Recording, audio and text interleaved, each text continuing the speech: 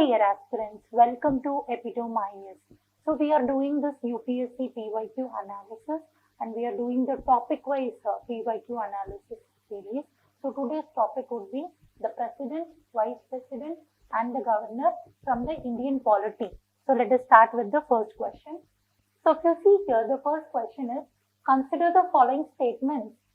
Statement 1, if the election of the President of India is declared void by the Supreme Court of India, all acts done by him or her is in the performance of the duties of his or her office of the President before the date of decision became invalid. Statement 2, election for the post of the President of India can be postponed on the ground that some legislative assemblies have been dissolved and elections are yet to be take place. Statement 3, when a bill is presented to the President of India, the Constitution prescribes time limit within which he or she has to declare his or her assent. So if you see here in the first statement, what they are saying is, if the election of the President is declared void by the Supreme Court of India, then whatever act he has done during the office, it is declared invalid. So the thing is, no, this is not correct. Even if the post of President of India was declared void by the Supreme Court of India, those acts which he has done while in the position, while in the post, those are not considered invalid. They are still considered valid. So this particular statement would be a wrong statement. And if you see here, the second statement says that the election for the post of President of India can be postponed on the ground of some legislative assemblies have been dissolved and the elections are yet to take place. So if you see, even though some of the legislative assemblies, state legislative assemblies, they are dissolved or those elections are yet to take place, still the election for the post of President, it can't be postponed because this is one of the important posts, right? So they can't postpone the election of the President just because some of the state assemblies, they have been dissolved or some of the elections of the state assemblies are yet to take place. So this statement is also a wrong statement. And if you see statement 3, when a bill is presented to the President, the Constitution prescribes time limit within which he or she has to declare the assent. If you see, in the Indian Constitution, there is no provision, there is no prescribed time limit within which the President has to give assent or withhold the assent. Actually, if you see, the President has the liberty, he has indefinite time whether to give assent or withhold the assent of the bill, or also he can keep it aside and without reacting for indefinite period of time. So there is no time limit which is mentioned in the Constitution for giving assent to any particular bill. Okay. So this statement, if you see, when a bill is presented to the President of India, the Constitution prescribes the time limit within which he has to declare his or her assent. So this statement is also wrong. So if you see here, all the given 3 statements are wrong. So they are asking how many of the above statements are correct. So the answer would be B. None of the above are correct. So let us go to the next question. Consider the following statements in response of election to the President of India. Statement 1, the members nominated either House of the Parliament or the legislative assemblies of the states are also eligible to be included in the electoral college. Statement 2, higher the number of elective assembly seats, higher is the value of vote of each MLA of that state. Statement 3, the value of vote of each MLA of Madhya Pradesh is greater than that of Kerala. Statement 4, the value of vote of each MLA of Puducherry is higher than that of Arunachal Pradesh because the ratio of total population to total number of elective seats in Puducherry is greater as compared to Arunachal Pradesh. So if you see here in statement 1, what they are saying is the members nominated. They are talking about the nominated members of the either House of Parliament, that is the Lok Sabha and the Rajya Sabha.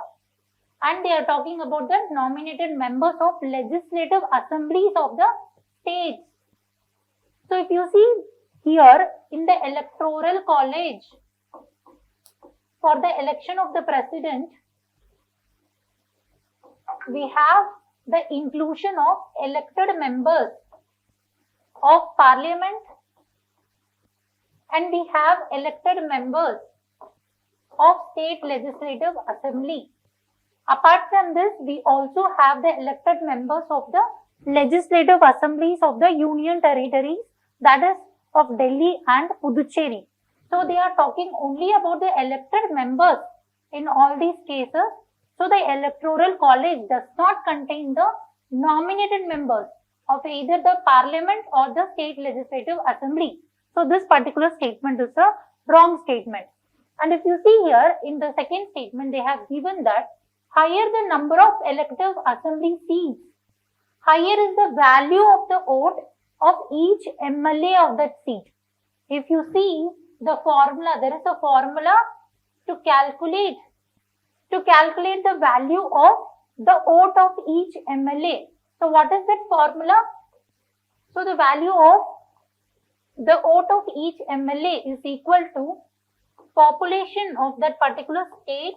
It should be divided by the number of seats of the MLAs. So if you see here, the value of each vote of an MLA is equal to the population of that particular state divided by the elected seats of the MLAs of that particular state. So what they have given here is the higher number of elective seats, then the higher number of value of vote of each MLA of that state. So if you see here in this formula, this value of MLA of value of each vote of MLA, it is actually inversely proportional to the elected seats of MLAs because it is in the denominator. So if this value, this particular value is higher, then the value of the MLA's vote would be lower.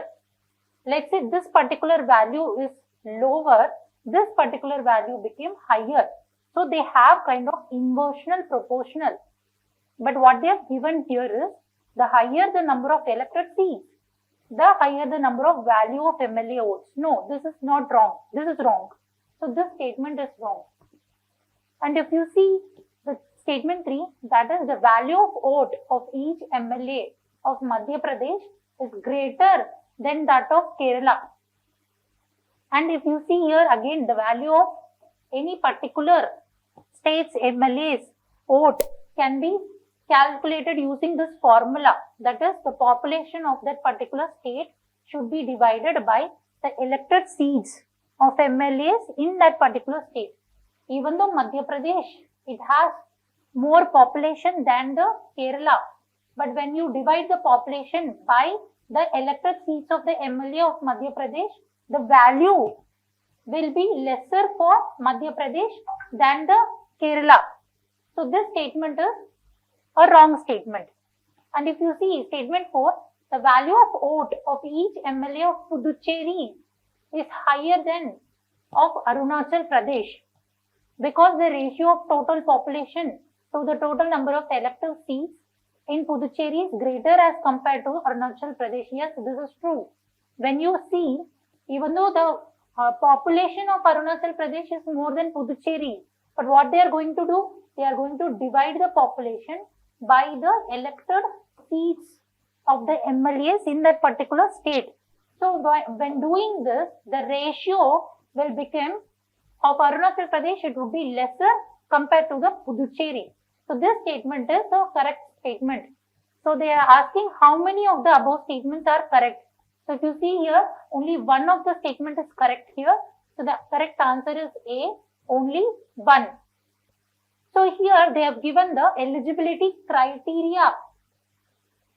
So for the eligibility criteria of a presidential office, he must be a citizen of India with at least 35 years of age. This is the first eligibility criteria. And if we see the electoral college of the president, that is, the president is elected by this particular electoral college, comprises of the elected members of both the houses, both parliament and the Lok Sabha, and the elected members of the state legislative assemblies. So here they are only talking about the elected members. They are not talking about the nominated members. Nominated members of both Lok Sabha and Rajya Sabha, they can't participate in the election process, and also the nominated members of the state legislative assembly, they can't take part in the election process of the president. Only the elected members of the parliament and the elected members of the state legislative assemblies of all the states, and also the union territories of Puducherry and Delhi elected MLAs, they will be taking part in the election. And if you see here, yes, this is the formula. That is the value of vote of MLA. Each MLA, his value is calculated by this particular formula. How? The total population of that particular state divided by number of elected members of that particular state legislative assembly into 1000. So if you see here, each state will be having a different value for this particular vote of MLA. So let us go to the next question. Which one of the following suggested that the governor should be an eminent person from outside the state and should be detached figure without intense political links, or should not have taken part in politics in the recent past? Statement A, First Administrative Reforms Commission 1966. Option B, Rajmannar Committee 1969. Option C, Sarkaria Commission 1983. Option D, National Commission to Review the Working of Constitution 2000. So if you see, this particular question is talking about the governor of any particular state. He should be outside of that particular state. He should belong to any other state other than that particular state. And he should not be involved in politics in the recent past. So this particular recommendation was recommended in the Sarkaria Commission of 1983. And if you see the other options, they are actually related to the center and state relations. Let us have a look. See here, the Sarkaria Commission, formerly known as the Commission on Center-State Relation. Yes, this particular Sarkaria Commission is also related to the center-state relation, and it was established in 1983. The primary objective of this particular commission was to examine the relationship between the central government and the state government in India. So it actually also talked about the governor, and it said the post of governor should be independent of this political things, and he should not belong to the particular state which he was appointed. He should belong to some other state. So this was said by the Sarkaria Commission.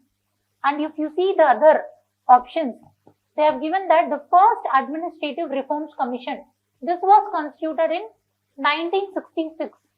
Again, this commission, its main, its main purpose of this commission is to address the administrative issues, and its focus was not specifically on center-state relations or governor selection. So we can eliminate this option. We actually eliminated that option. Then they have given about the Rajmannar Committee. So Rajmannar Committee, it was constituted in 1969. It was formed by the Tamil Nadu government under the leadership of Chief Minister Karunanidhi. And the primary objective of this particular committee was to examine and recommend measures for the improvement of center-state relations. And the next other option which they have given the question was the National Commission to review the working of the Constitution. This was constituted in the year 2000 and this commission was established much later compared to the other commissions. And even though this particular commission is also related to the center-state relations, but the Sarkaria Commission was the only important commission which talked about the governor's posting, governor's selection. So the correct answer was Sarkaria Commission. So the next question, with reference to the election of the President of India, consider the following statements. Statement 1, the value of the vote of each MLA varies from state to state. Statement 2, the value of the vote of MPs of Lok Sabha is more than the value of vote of MPs in Rajya Sabha. So the thing is, just now we were talking about in one of the previous questions, the value of vote of each MLA. The formula for calculating the value of vote of every MLA. What was that formula? That formula was value for vote of MLA, which is equal to the population of that particular state. It should be divided by the elected seats of MLAs of that particular state. So this is the formula to calculate the value of vote of each MLA. So in the first statement they have given that the value of vote of each MLA varies from state to state. Is that so? Yes, every state has a different value of vote for an MLA, because this, if you see this formula, the population of that particular state is divided by the elected seats of MLA. So every MLA value of each state would be different because the population and the number of elected seats are going to be different. So this particular statement is a correct statement. And if you see the second statement, the value of vote of MPs of Lok Sabha is more than that of value of votes of MPs in Rajya Sabha. So this statement is actually a wrong statement, because the value of MPs, irrespective of any house, even though he belonged to Lok Sabha or Rajya Sabha, it doesn't matter. Every value of each value of MPs, member of parliament, is equal. I'm saying that each value of each vote of MPs, member of parliament, are equal. There is no variation. Even though he belonged to Lok Sabha or Rajya Sabha, there is no difference. It is going to be same. Why? Because of the formula. So if you see here, the value of MP vote, how you calculate this particular value of an MP's vote? You have to first find out the sum of value of elected members of all states. They are not talking about any particular state. They are talking about the sum of value of elected members of all the states of legislative assemblies. It should be divided by sum of the elected members of both the houses of parliament. So if you see here, each MP's vote would be a equal value. There is no difference between different states or between the Lok Sabha and the Rajya Sabha. Every MP, every member of parliament is going to have the value equal. So let us go back to this question. This statement will be a wrong statement. So what is the correct answer? The answer would be A, only 1. So the next question, consider the following statements. Statement 1, no criminal proceedings shall be instituted against the governor of a state in any court during his term of office. Statement 2, the emoluments and the allowances of the governor of a state shall not be diminished during his term of office. So these are some of the basic facts which we usually read in the Constitution. So the first statement is saying that no criminal proceeding should be instituted against the governor during his term of office. Yes, this provision is given by the Constitution to the governor and to the president also to safeguard their space, to safeguard their term of office without any pressure from the government. They can actually work independently. To safeguard that, they have given this particular provision that no criminal proceedings should be done against the governor or the president. This statement is correct. Statement 2. The emoluments and the allowances of the governor shall not be diminished during his term of office. Yes, this is also true. Even for the president, this particular provision is there just to safeguard their post. So the correct answer would be option C, both 1 and 2. Next question. Which of the following are the discretionary powers given to the governor of a state? 1. Sending a report to the President of India for imposing the President rule. 2. Appointing the ministers. 3. Reserving certain bills passed by the state legislature for consideration of President of India. 4. Making the rules to conduct of business of the state government. So if you see here, they are asking about the discretionary powers of the governor. So if you see, all these given statements are powers of the governor, but they are asking about the discretionary powers of the governor. So if you see, in most of the cases, the governor, he can't act independently. He don't have that discretionary power. He has to follow the recommendations given by the Council of Ministers. But he also has some of the discretionary powers. Some discretionary powers are given directly by the Constitution of India. But there are some other discretionary powers which are not directly mentioned in the Constitution of India, but there are some indirect discretionary powers. But anyway, they are asking about the discretionary powers of the governor, not the non-discretionary powers. So we have to differentiate between those two. So if you see, sending a report to the President of India for imposing the President rule. Yes, this is one of the discretionary power. If let's say the state government is not functioning inconsistent with the constitution, it is going against the constitution. And let's say there is a breakdown of law and order in that particular state. Then the governor can recommend to the president that you can impose the president rule. So for taking this decision, it is his discretionary power. There is no need that he is going to ask permission from the Council of Ministers. So we can say this particular first statement is a discretionary power. Yes, that is right. Then statement 2, appointing of ministers. Is that so? Is it a discretionary power? If you see, the Constitution clearly mentions that the governor, he will be first appointing the majority party's head as the chief minister in a particular state. Then this chief minister will be mentioning some of the people of his own party or his own favor to appoint as the ministers, other ministers. Let's say the Council of Ministers. So these ministers are even though appointed by the governor, but it is not as a discretionary power. He can't appoint anyone on his own.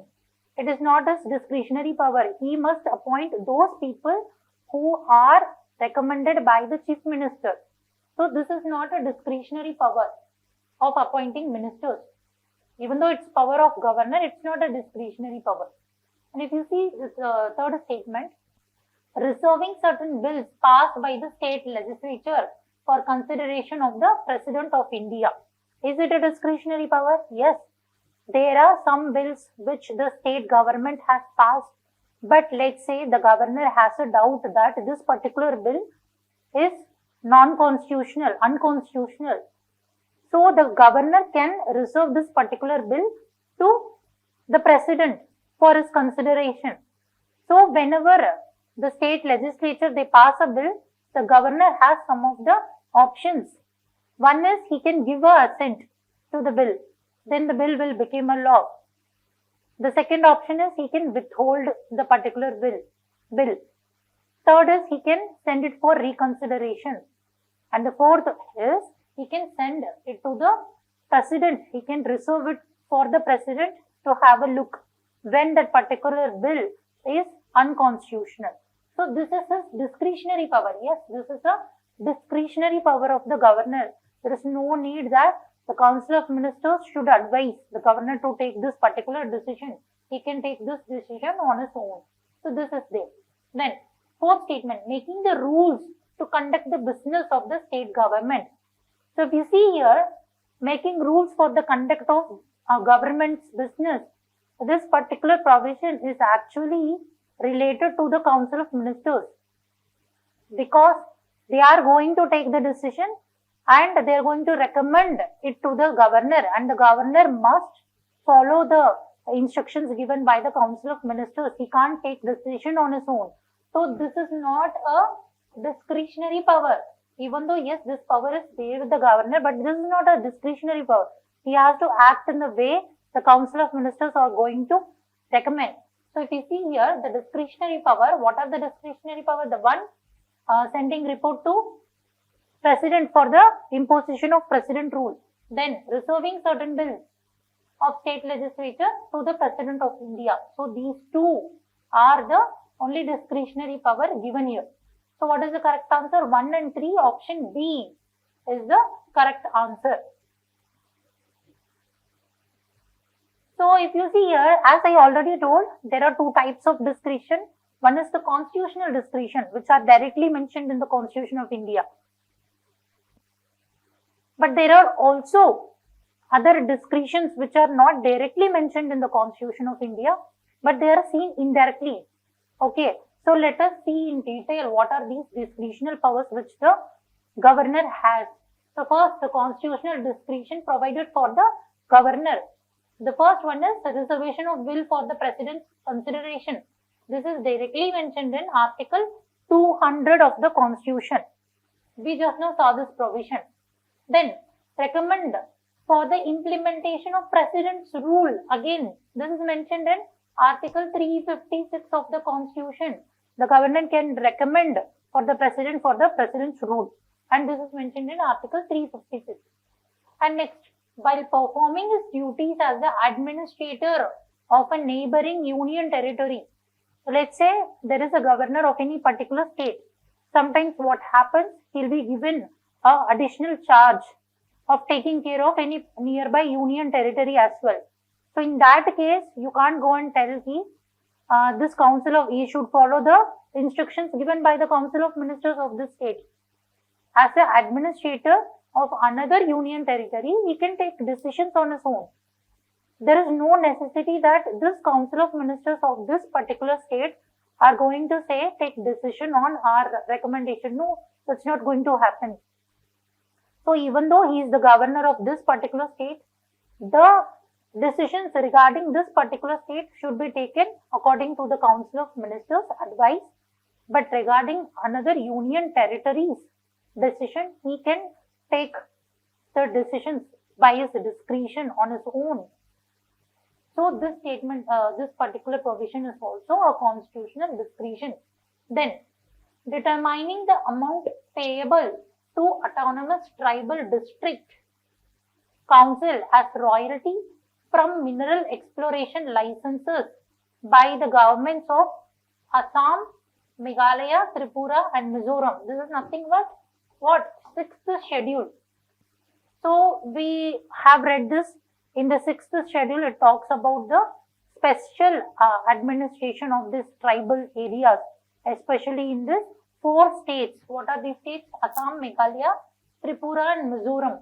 So when there is some sort of mineral exploration is happening in this particular states, then the governor has a discretionary power on determining the amount payable to those autonomous district councils. He has that discretionary power. So this statement is there. Then, seeking information from the chief minister about the state administration and the legislative matters. Now the governor want to take some advice. He want to know some information about the administration or the legal matter of that particular state. So you can call the chief minister and ask for that information. So it is also his personal or discretional power. So if you see here, these are some of the situational discretion. So these situational discretions are not directly mentioned in the constitution, but due to some of the situations, these discretions are exercised by the governor. So what are these? Appointment to a chief minister when no party has a clear majority in the state legislative assembly, or when the current chief minister dies unexpectedly and there is no obvious successor. Yes, these are the two situations. Let's say in one case, when there is no clear majority, usually what happens, there is a clear majority and the leader of that particular party will be appointed as the chief minister by the governor. But sometimes what happens, there is no clear majority. Then what will happen? In that particular situation, the governor can act on his discretion and appoint a particular person as a chief minister. Then again that chief minister has to show the majority that is there. But that particular point, the decision to take which person to appoint as a chief minister, he has a situational discretion. And there is another case, that is, let's say there is a chief minister, but suddenly died.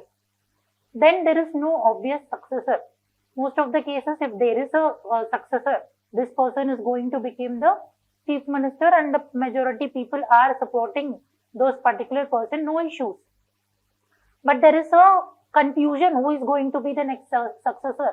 Then the governor has the discretion to appoint any person as the chief minister, and again after some time this person has to show the majority. But this decision he can take as a discretional power. Then dismissal of the council of ministers when it is unable to demonstrate the confidence of state legislative assembly. What it means? In state legislative assembly, let's say the no confidence motion has been passed. Then what happens? This council of ministers, they have to resign.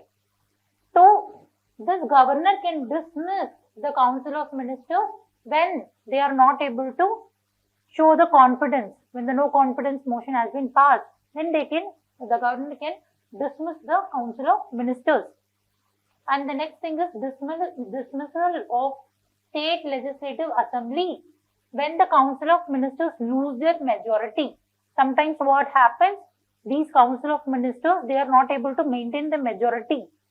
In that case also, the governor has the discretionary power to dismiss the legislative assembly itself. So these are some of the situational discretionaries which are not directly mentioned in the constitution. So the next question, which one of the following statements is correct?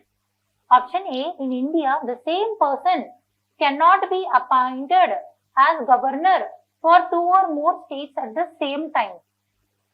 Statement B, the judges of the High Court of the state in India are appointed by the governor of the state, just as the judges of Supreme Court are appointed by the president. Option C, no procedure has been laid down in the Constitution of India for the removal of a governor from his or his post. Option D, in case of a union territory having a legislative setup, the chief minister is appointed by the lieutenant governor on the basis of majority support. So if you see here, the first statement says that in India, same person cannot be appointed as a governor for one or more states, like two or more states. Is that so? No, that is not right. In India, a same governor can be appointed simultaneously to two or more states. That is there. So we can eliminate this option. Then the judges of the High Court of the states in India are appointed by the governor. Is that so? Just like the judges of the Supreme Court are appointed by the President of India, the judges of the High Courts are also appointed by the President of India. They are not appointed by the governor. So this particular statement is also wrong. And if you see statement C, no procedure has been laid down in the Constitution of India for the removal of governor. Is that so? Yes, there is no specific procedure which has been mentioned in the Constitution for the removal of the governor. They have just mentioned that the governor, he enjoys that particular post with the pleasure of the president. What it means? Which means the president can remove him whenever he wants. There is no procedure for removal of the governor. So this particular statement C, is a correct statement. And statement D, in case of union territory having a legislative setup, the chief minister is appointed by the lieutenant governor on the basis of majority support. If you see, this statement is kind of correct. But when we see most appropriate statement, that is option C. In case of D, what happens is the union territories which have the legislative assembly, they are not directly appointed by the governor. They are elected, right? They are elected, the legislative assembly, they are elected, and then they are appointed by the governor. It is not appointed directly by the governor. So this particular statement would be wrong in that sense. So correct answer is C. So next question, to the Constitution of India, it is the duty of the President of India to cause to be laid before the Parliament which of the following? 1. The recommendation of Union Finance Commission. 2. The report of Public Accounts Committee. 3. The report of Comptroller and Auditor General. 4. The report of National Commission for Scheduled Caste. So if you see here, the Constitution clearly mentions that the recommendation of the Finance Commission, it should be laid by the President. They are asking the cause to be laid. Yes, the President has to be the cause to be laid in the Parliament by the President. So this statement is correct. And if you see the report of Public Accounts Committee, no, there is no provision that the cause to be laid is the President. The Public Accounts Committee's reports are laid by the chairman of the Public Accounts Committee. So this statement is wrong. Then the report of Comptroller and Auditor General. Yes, this report is also to be laid by the cause of the President. The President has to be the cause to be laid in the Parliament. Then this is there. The report of the National Commission of Scheduled Caste. Yes, this is also there. Even though directly on behalf of the President, this particular report is going to be laid before the Parliament by the chairman of the National Commission of Scheduled Caste. But the cause to be laid is the President of India. So this statement is also there. So what is the correct answer? 1, 3, 4. That is C. C is the correct answer. So the next question. Who of the following shall cause every recommendation made by the Finance Commission to be laid before each house of the Parliament? President of India, Speaker of Lok Sabha, Prime Minister of India, Union Finance Minister. Just now we saw this thing, right? Who shall cause that the report of the Finance Commission, recommendation of the Finance Commission to be laid in the Parliament? It is the President of India. He should cause. Okay? He directly lays that particular recommendation in the Parliament. That is not the question. Who is the cause? Yes, this is by the President and it is directly mentioned in the Constitution of India. If you see here, yes, in Article 281 of the Constitution of India, it clearly mentions that Constitution clearly, explicitly states that the President shall cause every recommendation made by the Finance Commission to be laid before each house of the Parliament. So the next question, the following statements, the Governor of Punjab is concurrently the administrator of Chandigarh. Statement 2, the Governor of Kerala is concurrently the administrator of Lakshadweep. If you see, this question was asked in 2009. So based on that information, we should be answering this particular question. And what is the idea behind this particular question is, if you see, the Governor of Punjab, he is also the administrator of Chandigarh. And why? There is a reason. If you see the Chandigarh, it lies within the geographical area of the Punjab. even though Punjab is a particular different state, but Chandigarh is a UT, Union Territory, and the governor of Punjab is also the administrator of Chandigarh. Why? Because geographically, Chandigarh is inside the state of Punjab. So it will be easier for the administrative purposes. So that is the reason why the same governor is there for both Punjab and Chandigarh. But in case of second statement, they are talking about the governor of Kerala is concurrently the administrator of Lakshadweep. If you see here, Lakshadweep is one of a unique union territory. Apart from the administration, it has a diverse culture.